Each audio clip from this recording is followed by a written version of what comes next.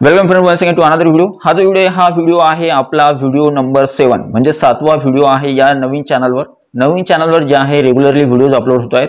त्याच्यामुळे या चॅनलवर तुम्हाला जे आहे नेहमी अपडेट मिळत राहणार आहे। आजचा जो व्हिडिओ आहे तो खूप महत्त्वाचा आहे। व्हिडिओ महत्त्वाचा आहे, इम्पॉर्टंट आहे। यामध्ये जी माहिती सांगणार आहे मी ती पूर्ण बघा। पूर्ण व्हिडिओ बघितल्यानंतर तुम्हाला काय काय गोष्टी सांगितल्या त्या कळतील। सगळ्यात महत्त्वाचं म्हणजे टेलिग्राम चॅनलची लिंक जी आहे डिस्क्रिप्शन मध्ये आहे, त्याला तुम्ही जॉइन होऊ शकता। आणि विशेष म्हणजे अजून एक गोष्ट आहे, जर तुम्हाला हा व्हिडिओ आवडला तर व्हिडिओला लाईक करा। तुम्ही चॅनलवर नवीन असाल तर चॅनलला सबस्क्राइब करा। हा जो व्हिडिओ आहे हा जास्तीत जास्त शेअर करायला विसरू नका। तर चला सुरू करूया आजचा व्हिडिओ। सगळ्यात अगोदर पहिली गोष्ट करूया पवित्र पोर्टलची। शिक्षक भरती 2025 संदर्भात माहिती बघतोय आपण, आणि त्या संदर्भात सगळ्यात महत्त्वाची गोष्ट आहे पवित्र पोर्टल।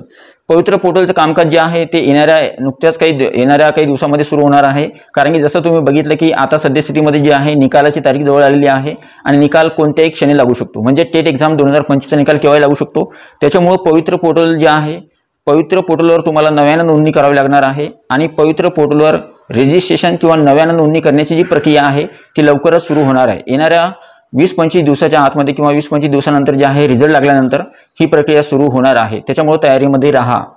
दुसरी जी महत्त्वाची अपडेट आहे ती आहे रिझल्ट संदर्भात। रिझल्ट जो आहे आजची 2 तारीख आहे, जवळपास येणाऱ्या 3-4 दिवसांमध्ये रिझल्ट लागायला पाहिजे। ऍक्च्युअली रिझल्टला उशीर का होतोय त्याचं कारण पहिले सांगून देतो। रिझल्ट जो आहे रिझल्ट तयार आहे, रिझल्टचं कामकाज जे आहे झालेलं आहे। नंतर जे आहे आता रिझल्ट ज्यावेळेस विचारणा झाली किंवा ज्यावेळेस आपण या गोष्टीचा फॉलोअप घेतला तर त्यावेळेस अशी माहिती मिळाली की रिझल्टचं कामकाज सुरू आहे।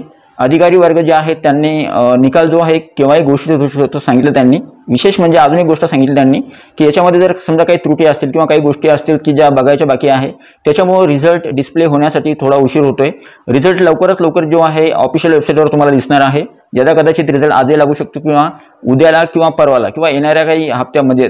हा जो आठवडा आहे हा या आठवड्याचे 2-3 दिवस बाकी आहे किंवा येणाऱ्या नवीन जो आठवडा आहे त्या नवीन आठवड्यामध्ये तुम्हाला टेट एक्झाम 2025 जो आहे त्याचा निकाल पाहायला मिळणार आहे। त्याच्यामुळे जे आहे लवकरच या परीक्षेचा निकाल सुद्धा घोषित होणार आहे। पुढची जी महत्त्वाची अपडेट आहे ती आहे डॉक्युमेंट संदर्भात। आता विद्यार्थ्यांजवळ तुम्हाला मी अगोदर सांगतोय परत की जर एखाद्या विद्यार्थ्याजवळ डॉक्युमेंट्स नसतील तर लवकरच जे आहे ज्यावेळेस टेट एक्झामचा निकाल घोषित होतो आणि काही दिवसानंतर थोड्याच दिवसामध्ये तुम्हाला वेळ सुद्धा मिळत नाही, लवकरच पवित्र पोर्टलवर रजिस्ट्रेशन करायची प्रक्रिया जी सुरू होते। तर त्यावेळेस तुम्हाला रजिस्ट्रेशन करताना तुम्हाला तिथे तुमचे स्वतःचे डॉक्युमेंट्स जे आहेत ते अपलोड करावे लागतात।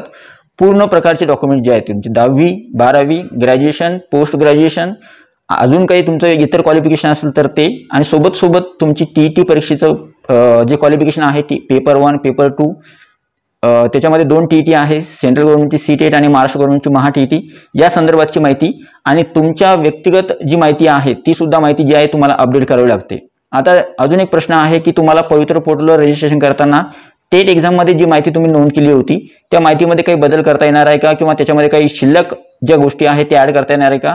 तर तुम्हाला त्या माहितीमध्ये बदल करता येणार नाही, पहिली गोष्ट। आणि दुसरी महत्त्वाची गोष्ट जी आहे ती फक्त जे ॲपेर विद्यार्थी आहेत त्यांना बदल करता येणार आहे, कारण की ते ॲपेर आहेत। जर त्यांचा निकाल लागला तर त्यांना तिथे एडिटची संधी मिळेल।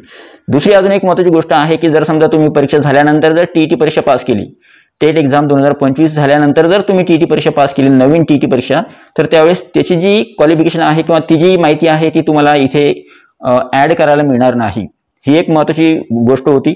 डॉक्युमेंट्स काढले नसतील तर डॉक्युमेंट्स काढून घ्या। डॉक्युमेंट्स काढल्यानंतर तुम्हाला कोणत्याही प्रकारचे डॉक्युमेंट्स तुमच्यावर नसल्यामुळे तुमची परेशानी होऊ शकते। त्याच्यामुळे प्रत्येक डॉक्युमेंट लागतं, डॉक्युमेंटचा सिरियल नंबर लागतो। कारण की तुम्ही म्हणाल की डॉक्युमेंट कशासाठी लागतात, तर तुमची बघा, समजा मी एक एक्झाम्पल देतो। समजा डिग्री प्रमाणपत्र आहे, आपली फायनलची मार्कशीट असते आणि सोबत आपल्याला डिग्रीचं सर्टिफिकेट सुद्धा मिळतं, कॉन्व्होकेशन सर्टिफिकेट जे असतं ते, त्याच्यावर सिरियल नंबर असतो। तो सिरियल नंबर खूप महत्त्वाचा आहे आणि सर्टिफिकेट नंबर जो आहे तो, तर त्याच्यामुळे सिरियल नंबर किंवा सर्टिफिकेट नंबर जो आहे तो खूप महत्त्वाचा आहे। कधी पासआउट झाले ते सुद्धा खूप महत्त्वाचं आहे। ती पासिंगची जी डेट असते, डेट ऑफ पासिंग, तर ती सुद्धा खूप महत्त्वाची आहे। त्याच्यामुळे हे डॉक्युमेंट्स शोधून ठेवा, डॉक्युमेंट नसतील तर काढून ठेवा, तयारीमध्ये राहा डॉक्युमेंटच्या, ठीक आहे। आणि सगळ्यात शेवटचं जी गोष्ट आहे ती आहे टेट स्कोअर कार्ड किंवा टेटचा स्कोअर। टेटचा स्कोअर जो आहे बघा, जर समजा तुमचा टेटचा स्कोअर जर चांगला आला तर त्यावेळेस तुमचा शिक्षक भरतीमध्ये नंबर जो आहे आरामशीर सहजरित्या लागू शकतो। त्याच्यामुळे आशा करा की टेटचा स्कोअर जो आहे चांगला यावा।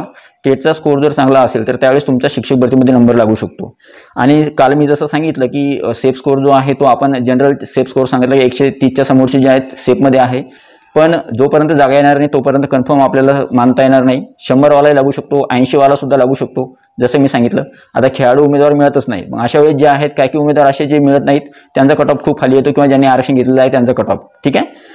तर अशा प्रकारे या सगळ्या गोष्टी होत्या आणि सगळ्यात महत्त्वाचं म्हणजे टेट परीक्षेचा रिझल्ट ज्यावेळेस अनाऊन्स होईल तर त्यावेळेस सगळ्यात महत्त्वाची गोष्ट करायची तुम्हाला जे स्कोअर कार्ड आहे तुमचा निकाल ज्यावेळेस तुम्ही बघाल महाराष्ट्र राज्य परीक्षा परिषदेच्या ऑफिशियल वेबसाईटवर जाऊन ज्यावेळेस तुम्ही निकाल बघाल तर त्यावेळेस तिथे गेल्यानंतर लॉग इन ID आणि पासवर्ड टाकल्यानंतर निकाल बघताना काय करायचं जे जे स्कोअर कार्ड आहे ते स्कोअर कार्ड डाउनलोड करून ठेवा, कारण की तुम्हाला ते फ्युचरमध्ये काम येणार आहे, ठीक आहे।